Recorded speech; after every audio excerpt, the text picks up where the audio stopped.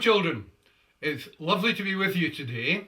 This is the Sunday after Easter, and I want to tell you this story which is particularly special for today. First of all, I'll need to remind you about what happened last Sunday. Last Sunday was Easter, and you remember that on Easter Sunday morning, some of the women went down to the tomb where Jesus had been buried. They wanted to find his body and prepare it for proper burial. But when they got there, they discovered that the stone had been rolled away, that the tomb was empty, and they learned that Jesus was alive again. They went and they told the disciples, Jesus' special friends, do you remember? Andrew and Peter and James and John and the rest of them, and they were very, very confused. Late that night, they were all together. They were together in the same room that they'd shared with Jesus for his last meal. But this time the doors were locked because they were frightened of the Jewish authorities, and they were very confused about everything that had been said to them. Suddenly they had a visitor. There, in the middle of them, was Jesus. "Peace be with you," he said to them, and he explained everything that had happened to him. He even had something to eat with them.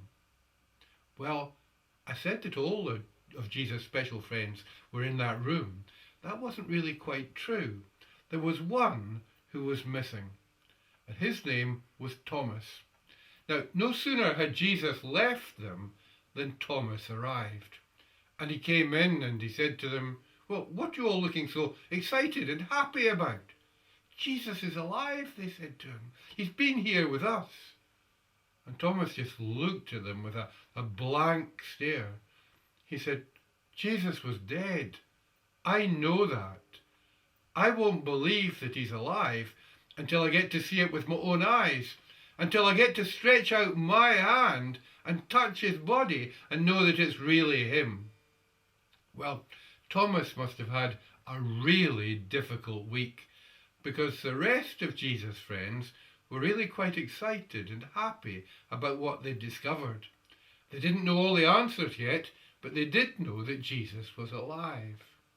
Thomas just didn't believe, and it was hard for him to see them so happy and excited while he was still so confused and sad.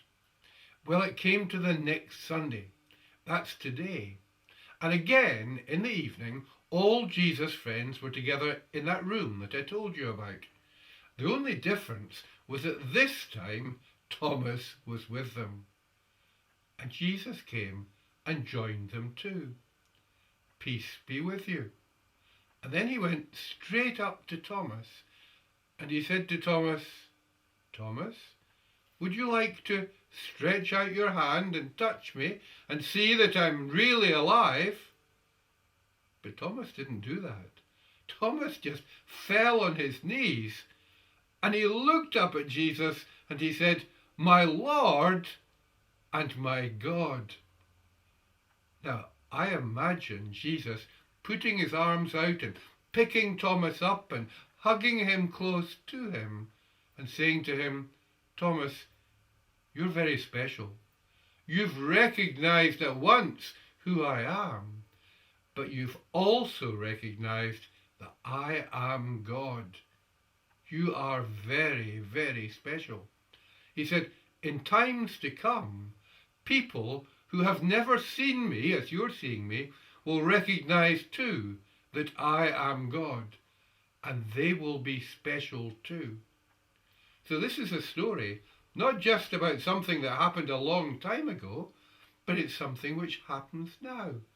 Because together, in church, or in our homes, or wherever we are learning too that Jesus is not just Jesus, a man who lived such a long time ago, but that Jesus is God, and God loves each and every one of us. Now that's a special story just for today. Shall we say a prayer together? Let's close our eyes, put our hands together. You'll say with me, "Dear God, thank you for loving us and thank you for Jesus. Amen. I hope you have a very happy week.